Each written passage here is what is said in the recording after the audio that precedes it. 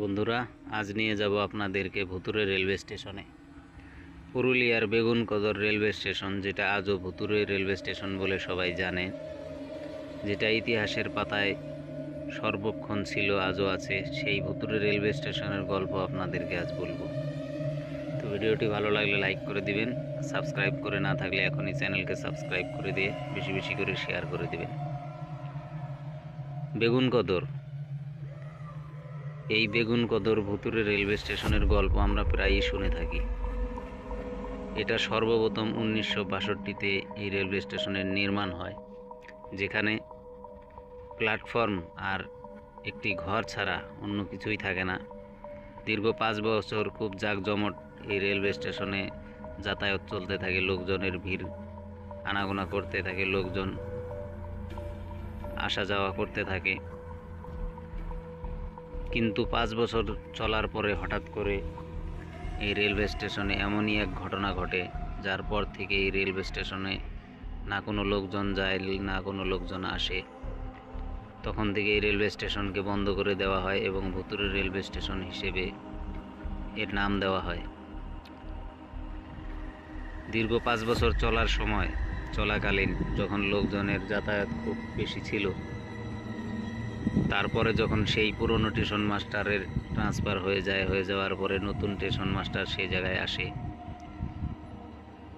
তিনি আসার পরে সর্বপ্রথম একদিন দেখতে পায় যে একটি ট্রেন যাচ্ছে, সেই ট্রেনের সাথে একটি মেয়ে দৌড়ে ছুটে চলে যাচ্ছে। তখন সেই স্টেশন মাস্টার তাকে দাঁড় করানোর জন্য পিছন থেকে আওয়াজ দিতে থাকে। প্রথমে তো স্টেশন মাস্টার ভাবতে থাকে যে মেয়েটি হয়তো ট্রেনটিকে ধরার জন্য ছুটছে ট্রেনের সাথে, সেই জন্য সে প্রথম দিন কোনো গুরুত্ব দেয় না। তারপরে আবার দ্বিতীয় দিন একইভাবে দেখে যে সেই মেয়েটি আবারও ট্রেনের সঙ্গে পিছনে পিছনে ছুটছে। সেদিনও পিছন থেকে যখন আওয়াজ দেয়, মেয়েটি দাঁড়ায় না, কোনো কথা বলে না, চলে যায়। এরপরে তৃতীয় দিন আবার যখন সেই মেয়েটি ট্রেনের সঙ্গে ছুটতে থাকে, তখন হঠাৎ করে তিনি দেখতে পায় যে মেয়েটি ট্রেনের ধাক্কায় ট্রেন লাইন থেকে অনেক দূরে ছিটকে গিয়ে পড়ে যায়। এটা দেখে যখন তিনি কাছে চলে যাওয়ার পরে দেখতে পায় যে সেখানে কেউ নেই। তার কিছুদিন পরে হঠাৎ করে একদিন শুনতে পাওয়া যায় সেই স্টেশন মাস্টার এবং তার ফ্যামিলি সবাইকে মৃতও পাওয়া যায়। তারপর থেকেই এই বেগুনকদর রেলওয়ে স্টেশনকে ভুতুরে রেলওয়ে স্টেশন হিসেবে ঘোষিত করা হয় এবং খুব ভয়ানক রেলওয়ে স্টেশন বলে এটাকে সবার সামনে বলে দেওয়া হয়। তখন থেকে এই রেলওয়ে স্টেশন বন্ধ হয়ে যায় এবং লোকজনের যাতায়াত বন্ধ হয়ে যায়। লোকমুখে শোনা যায় এই রেলওয়ে স্টেশন চলাকালীন হঠাৎ একদিন একটি মেয়ের দেহ এই ট্রেনের চাকা দিয়েই কেটে দুখণ্ডিত হয়ে যায় এবং সেই থেকে সেই মেয়ের যে আত্মাটা আছে, যে ছায়াটা আছে, ভূতটা আছে, সেটা সেই স্টেশনের প্ল্যাটফর্মের চারিদিকে ঘোরাফেরা করতে থাকে এবং এরকম মর্মান্তিক ঘটনা একের পর এক ঘটতে থাকে।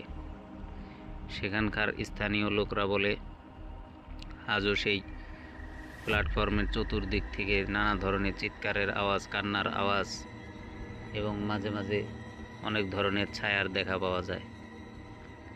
আজ এই রেলওয়ে স্টেশন শুধু অন্ধকার ছাড়া আর কিছু নাই।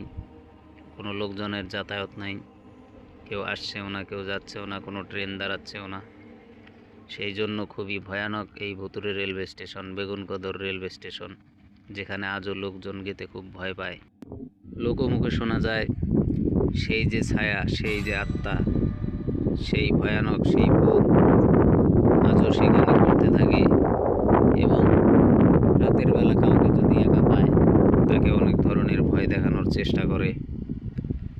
সেই সাথে নানা ধরনের চিৎকার, কান্নার আওয়াজ, ভয়ানক শব্দ এবং কোনো ট্রেন যদি যায় বা আসে, হঠাৎ করে ট্রেনের সামনে অনেক ধরনের ভয়ানক জিনিস হয়ে সামনে দাঁড়ায় এবং ট্রেন চলাকালীন ট্রেনের গতিকে কমিয়ে দেয়। এই ভয়াবহ রেলওয়ে স্টেশন, পুরুলিয়ার বেগুনকদর রেলওয়ে স্টেশন, একসময় খুবই জাঁকজমট ছিল, খুব লোকজনের যাতায়াত ছিল, কিন্তু আজ সেই শুধু লাইন আর ওই প্ল্যাটফর্ম, সেই সাথে এই ছোট্ট ঘরটি ছাড়া আর কিছুই দেখা পাওয়া যায় না।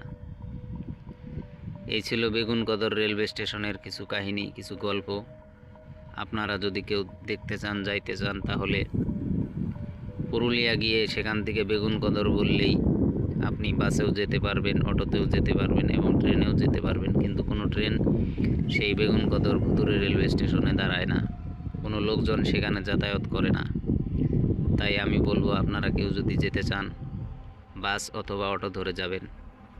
ভিডিওটি ভালো লাগলে লাইক করে দিবেন, আর চ্যানেলকে সাবস্ক্রাইব করে না থাকলে এক্ষুনি সাবস্ক্রাইব করে বেশি বেশি করে শেয়ার করে দিবেন এবং এইরকম ইন্টারেস্টিং ভিডিও দেখার জন্য আমাদের চ্যানেলের সাথেই থাকবেন।